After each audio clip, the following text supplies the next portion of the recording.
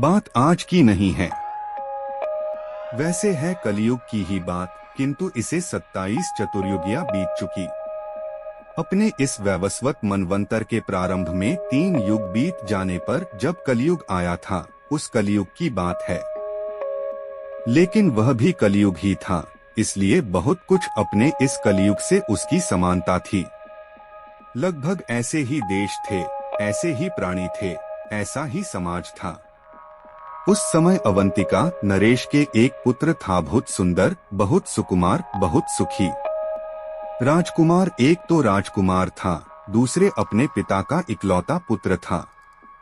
उसकी सेवा में बहुत से सेवक सदा हाथ जोड़े खड़े रहते थे। उसे जिस वस्तु की इच्छा होती थी, वह वस्तु तत्काल उसके पास पहुंच जाती थी। राजकुमार भद्रबाहु यही उसका नाम था। वह बहुत कोमल और मूल्यवान वस्त्र पहनता था। सारे शरीर में और वस्त्रों में सुगंधित इत्र लगाता था। स्वर्ण और मणियों के आभूषण पहनता था। उसके गले में और कलाइयों में ताजे सुगंधित फूलों की माला पड़ी रहती थी।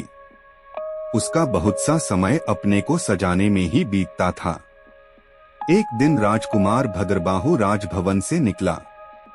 वह सुंदर सजे हुए रथ पर बैठा था। उसके साथ घोड़ों पर बैठे बहुत से सैनिक थे। बहुत से सेवक उसके साथ चल रहे थे। नगर का मार्ग स्वच्छ किया गया था, सींचा गया था। पताकाओं और तोरणद्वारों से सजाया गया था। लेकिन राजकुमार ने राजभवन से निकलने पर कहा, मैं नगर में नहीं जाऊंगा।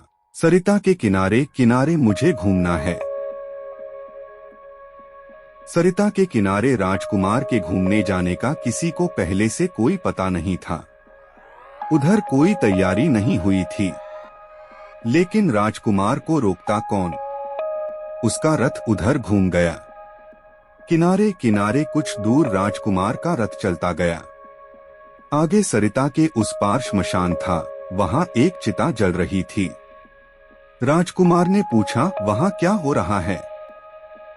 लोग इतनी अग्नि जलाकर क्या भून रहे हैं?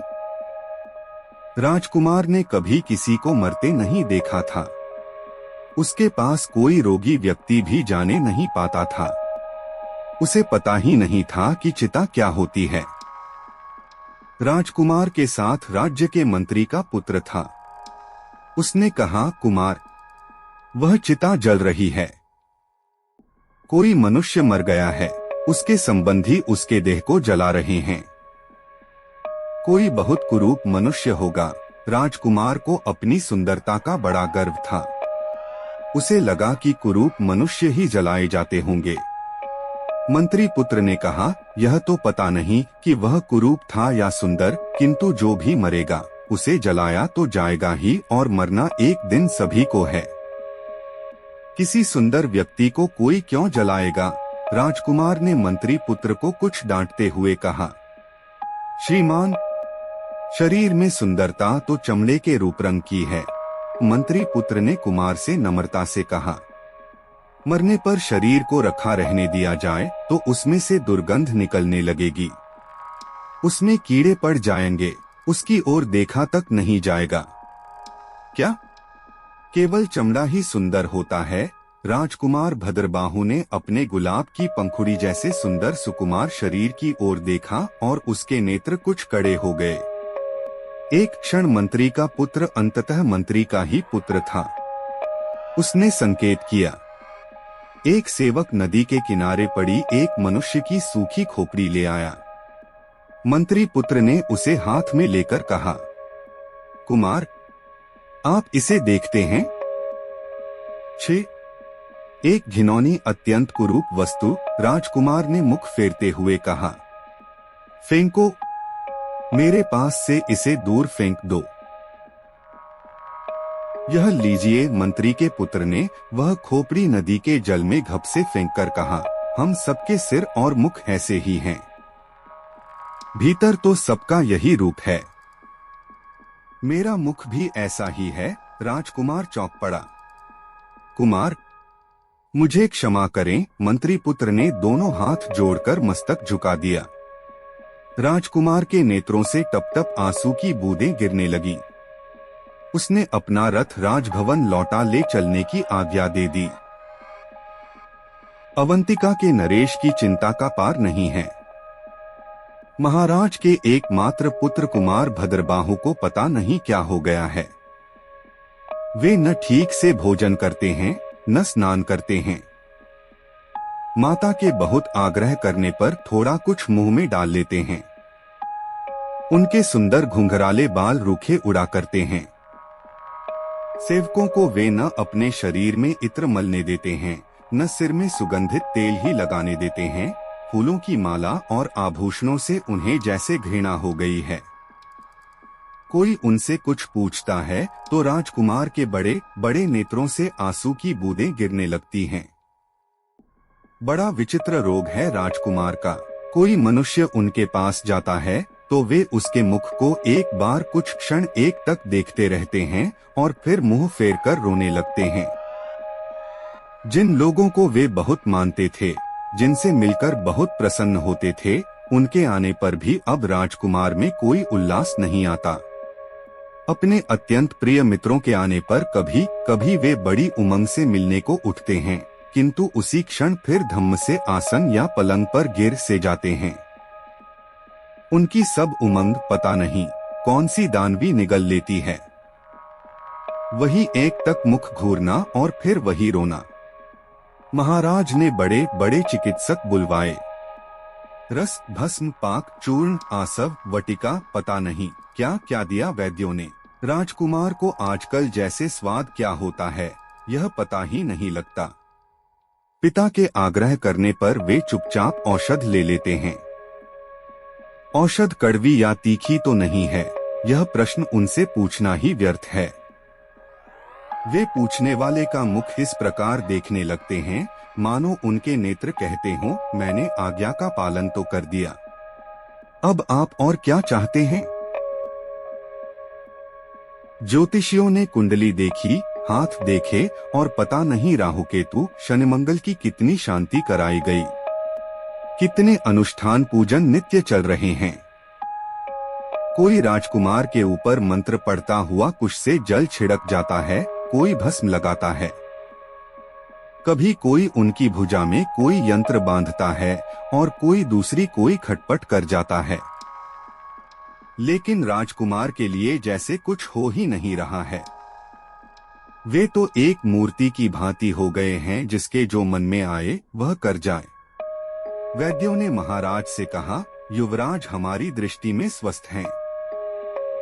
उन्हें निद्रा ठीक आती है, पाचन ठीक होता है। हमने उनकी नाड़ी, हृदय की गति, मलमूत्रादि की सब प्रकार परीक्षा कर ली, उन्हें कोई रोग नहीं है। ज्योतिषियों ने बताया, राजकुमार की कुंडली में सब ग्रह अनुकूल हैं। उनके हाथ की रेखाएं और शरीर के लक्षण तो उल्टे यह कहते हैं कि उनका परम मंगल होना चाहिए। मंत्र तंत्र के मर्मज्ञों ने कहा, भूत प्रेत पिशाच की, यक्ष राक्षस गंधर्व की तो चर्चा ही क्या, कोई देवता भी राजकुमार को कष्ट दे सके ऐसा संभव नहीं है। हम लोगों ने सब प्रकार से उन्हें सुरक्षित कर दिया है। महाराज ने सबकी बातें सुन ली, सबको भरपूर दक्षिणा प्राप्त हुई, किंतु महाराज की चिंता दूर नहीं हुई। उनके कुमार का रोना दूर नहीं हुआ, उनकी उदासीनता दूर नहीं हुई। राजकुमार भद्रबाहु का सुंदर शरीर पीला पड़ता जा रहा है। वे दिनों दिन दुबले होते जा रहे हैं। महाराज की चिंता का कोई समाधान नहीं। अंत में राज्य के वृद्ध एवं नीति निपुण महामंत्री ने अपने ऊपर यह भार लिया कि वे राजकुमार को स्वस्थ एवं प्रसन्न बना देंगे। महाराज को तनिक आश्वासन मिला। अब तक कभी ऐसा नहीं हुआ कि महामंत्री ने किसी काम का भार उठाया हो और वह अधूरा रह गया हो। घंटे बीते, दिन बीते और सप्ताह बीतने को आया। अवंतिका राज्य में नगर नहीं, पूरे राज्य में हलचल मची हुई है। राज्य का एक एक मनुष्य जिन्हें अपने पिता से भी अधिक आदर देता है, वे वयोवृद्ध दयालु महामंत्री भगवान महाकाल के मंदिर में भूखे प्यासे 7 दिनों से बैठे हैं। वे 7 दिन पहले बैठे थे अपने आसन पर और अब तक बैठे हैं। अभी वे जीवित हैं क्योंकि उनके ओष्ठ हिल रहे हैं। लेकिन अन्नजल और निद्रा के बिना कब तक टिका रहेगा उनका बूढ़ा शरीर। प्रजा के लोग दल नगर में कोलाहल करते घूम रहे हैं। हमारे महामंत्री, हमारे पिता महाराज अब पश्चाताप कर रहे हैं। उन्हें क्या पता था कि महामंत्री ऐसा कुछ करेंगे। महाराज गए और अपने शरीर तक से उदासीन राजकुमार भद्रबाहु तक गए भगवान महाकाल के मंदिर में। लेकिन पुकारने पर तो क्या, शरीर छूने और हिलाने पर भी महामंत्री बोलते नहीं, उनके नेत्र खुलते नहीं। हाँ, वे जीवित हैं क्योंकि उनके ओष्ठ हिल रहे हैं। मंदिर के बाहर अपार जन समूह कोलाहल कर रहा है और मंदिर में राजकुमार भद्रबाहु महामंत्री की गोद में सिर रखकर फूट फूट कर रोते हुए जनता के साथ कह रहे हैं, हमारे महामंत्री, हमारे पिता। कुमार, तुम आ गए। अच्छा, अभी यहीं रहना, जाना मत। भगवान महाकाल का दर्शन करने महर्षि लोमश पधार रहे हैं। महामंत्री ने सहसा नेत्र खोले। उन्होंने बड़े स्नेह से राजकुमार भद्रबाहु की पीठ पर हाथ फेरा। अब उनकी दृष्टि महाराज पर पड़ी और बाहर से आती जनता की पुकार उन्होंने सुनी। महाराज के सम्मान में खड़े हो गए वे और बोले, महाराज, भगवान महाकाल ने अपने इस अकिंचन दास की प्रार्थना स्वीकार कर ली। मुझे राजकुमार के साथ अभी कुछ मुहूर्त यहाँ रहना है। बाहर पता नहीं क्यों लोग कोलाहल कर रहे हैं। आप पधारें और प्रजा का समाधान करें। आप कुछ क्षण को मंदिर से बाहर नहीं चलेंगे। महाराज ने बड़ी नम्रता से कहा, प्रजा अपने महामंत्री का दर्शन चाहती है। महामंत्री मंदिर के द्वार पर आए। उन्होंने लोगों को आश्वासन दिया, जनता जिसका सम्मान करती है उसके आदेश का पालन करना भी जानती है। थोड़ी देर बाद वहां एक भी व्यक्ति नहीं था। अपने वयोवृद्ध महामंत्री का आदेश मानकर वे सब लोग अपने घरों को लौट चुके थे। महामंत्री मंदिर में पहुंचे और दूसरे ही क्षण उन्होंने द्वार से आते एक तेज पुंज को पृथ्वी पर लेटकर प्रणाम किया। कुमार, भगवान महाकाल के अनुग्रह से महर्षि लोमश ने हमें दर्शन दिया है। राजकुमार इतने भौंचक के रह गए थे कि उनकी समझ में ही नहीं आता था कि वे क्या करें। उन्होंने अपने दोनों हाथों से नेत्र बंद कर लिए थे। उन्होंने कभी स्वप्न में नहीं सोचा था कि भगवान सूर्य कभी पृथ्वी पर उतर सकते हैं। मंदिर में जो प्रकाश पुंज आ रहा था वह ऐसा ही था जैसे सूर्य भूमि पर उतर आए हों। महामंत्री ने राजकुमार को सचेत किया, इस युग में हम मनुष्यों के कलुषित नेत्र जिनका दर्शन नहीं कर पाते, वे महर्षि कृपा करके तुम्हारे सामने प्रकट हुए हैं। राजकुमार का साहस नेत्र खोलने का नहीं हुआ। उसने नेत्र बंद किए भूमि में लेटकर प्रणिपात किया। वह जटाधारी तेजोमयी मूर्ति, महामंत्री ने भी केवल इतना ही देखा कि वह मूर्ति भगवान महाकाल की मूर्ति के पास पहुंच गई है। महामंत्री के नेत्रों में भी चकाचौंध छा गई थी। वे मस्तक झुकाकर मंदिर में एक किनारे खड़े हो गए। उन्हें तब तक प्रतीक्षा करनी थी जब तक महर्षि भगवान महाकाल की पूजा करें। महामंत्री जी, चाचा जी, राजकुमार ने महामंत्री की गोद में सिर छिपा लिया। महामंत्री स्वयं भी इस समय अपने आप में नहीं हैं। उन्हें भी पता नहीं कि वे कहां खड़े हैं। अनजान में ही उनका हाथ राजकुमार की पीठ पर घूम रहा है। राजकुमार का हृदय धक धक कर रहा है। उसने नेत्र बंद कर रखे हैं, पलकें दबा रखी हैं, किंतु अपराकृत दृश्य नेत्रों से देखे जाने की अपेक्षा कहा करते हैं। सब कुछ नेत्र बंद करने पर भी ऐसा दिख रहा है जैसे वह सब नेत्रों में ही बस गया हो। क्या है वह सब? भगवान महाकाल के गणभूत, प्रेत, पिशाच, योगिनियां, वेताल, लेकिन ये तो नाम हैं। महाकाल के गण केवल नाम नहीं, वे संज्ञा नहीं हैं। वे देवता हैं। ज्वर, उन्माद, अपस्मार, हैजा, क्षय, शीतला आदि भयंकर रोगों के, विपत्तियों के, महामारियों के साकार देवता और वे सब जैसे भगवान महाकाल के मंदिर में उस दिन मूर्तिमान होकर महोत्सव मना रहे थे। बलवानों का बल ज्वर पीता जा रहा है, जैसे मीठे पेय के समान वह गटागट पी रहा है। जो मत्त गजराज के सामने ताल ठोक सकते थे, 2 दिन में वे लाठी टेक कर उठने लगे हैं, पीले पड़ गए हैं, पैर कांपते हैं उनके। उन्माद का देवता विद्वानों बुद्धिमानों की विद्या प्रतिभा मक्खन के गोले के समान निगलता जा रहा है। गूंज रहा है उसका अट्टहास। बड़े बड़े व्याख्याता, उद्भट शास्त्रार्थ, महारथी बच्चे तालियां बजा रहे हैं और उन्हें पता नहीं है कि वे क्या बक रहे हैं, कितनी लज्जाजनक गंदी बातें वे कह रहे हैं। हैजा और क्षय के देवता रूप जैसे उनका जलपान है, शक्ति और आयु जैसे उनकी मुख शुद्धि के साधन हैं। सुंदर स्वस्थ तरुण, फूलसी खिली सुकुमार सौंदर्य की पुतलियां, उनकी ओर देखा तक नहीं जाता। गड्ढे में धन से उनके नेत्र, पीले पीले मुख से निकलता विशैला दुर्गंधित। राजकुमार चीख पड़ा, उसे लगा कि उसके भीतर की आंतें तक मुख के मार्ग से निकल जाएंगी। कोई चीखे, कोई चिल्लाए, कोई कराहे, भगवान महाकाल के गणों का महोत्सव बंद तो होने से रहा। भगवती शीतला रूपवानों के रूप को झल्लाई सी नोचती खसोटती जा रही हैं। उन्होंने राजकुमार को अपने लाल लाल नेत्रों से देखकर डांटा, तू चीखता क्यों है? हम तेरा क्या बिगाड़ते हैं? हमने किसी का भी क्या बिगाड़ा है? यह चमड़ा, मांस, रक्त, हड्डी, कफ, पित्त, यह सब तो हमारा ही है। तुम लोगों ने हमारी वस्तुओं को अपनी माना क्यों? हम अपनी वस्तुएं लेते हैं, उनसे खेलते हैं, तो इतनी आह कराह चीख पुकार क्यों?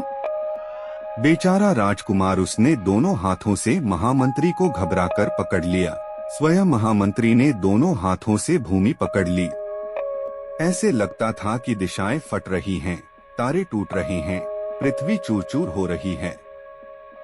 अग्नि हाहाकार कर रहे हैं, समुद्र उमड़ घुमड़ कर छा गए हैं त्रिलोकी पर। पर्वतों के समान राशि राशि शव धू धू करके जल रहे हैं और नाच रहे हैं। भगवान महाकाल अपनी जटाएं बिखेरे, त्रिशूल उठाए।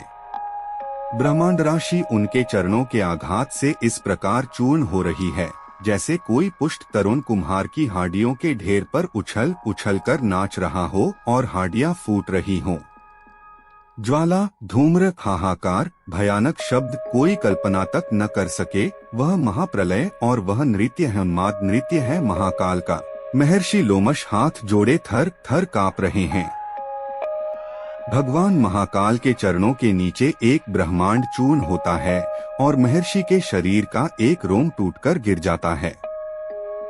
गिरते जा रहे हैं महर्षि के रोम। वे पुकार रहे हैं, प्रार्थना कर रहे हैं, रक्षा प्रभो रक्षा करो। दो क्षण भी वे 2 कल्प जैसे थे। उतनी ही देर में राजकुमार के हृदय की गति बंद नहीं हुई। यही क्या कम आश्चर्य है। लेकिन 2 क्षण में राजकुमार ने देखा एक शिशु, नवनीत से भी सुकुमार, चंद्र से भी कानुषक, उज्ज्वल सौंदर्य से भी सुंदर शिशु। भूत प्रेत पिशाचों ने मस्तक झुका दिए। प्रलयाग्नि की लपटें काई की भांति फट गईं। महाकाल के चरण एक क्षण को ठिठक गए। उन्होंने शिशु को गोद में उठा लिया। वही प्रलय नृत्य, वही प्रकांड तांडव, वही पिशाचों का अट्टहास, वही अग्नि का हाहाकार, किंतु शिशु हंस रहा है। महाकाल की गोद में वह शिशु अपने बालक को गोद में लिए कोई पिता जैसे उसे प्रसन्न करने को उछाल रहा हो। शिशु के उन्मुक्त हास्य से झरती ज्योतिर्मयी सुधाधारा। राजकुमार के मन से भय, घबराहट, धुकपुकी सब दूर हो गई है। शिशु केवल शिशु का उज्ज्वल हास्य है उसके मनहपट पर। यही तू है, यही तेरा स्थान है, तुझे यहीं पहुंचना है। यह जो प्रेतों, पिशाचों, योगिनियों का खिलौना है, उनका आहार है, तू उसे अपना बनाकर क्यों रोता है? महर्षि लोमश जैसे फिर अपने तेजोमय रूप में प्रकट हो गए। महामंत्री और राजकुमार भद्रबाहु मंदिर से उस दिन लौट आए। अब कोई राजकुमार की सुंदरता की प्रशंसा करता है तो वह केवल हंस देता है। मंत्री पुत्र से एक दिन उसने मनुष्य की खोपड़ी मंगाकर देखी और हंसा, यह वेतालों की गेंद। एक ऐसी गेंद इस शरीर के भीतर भी छिपी है ही तो वह गेंद वेताल ले ले, इससे मेरा क्या होता जाता है। मैं महाकाल का अमर पुत्र, मुझे डर किसका।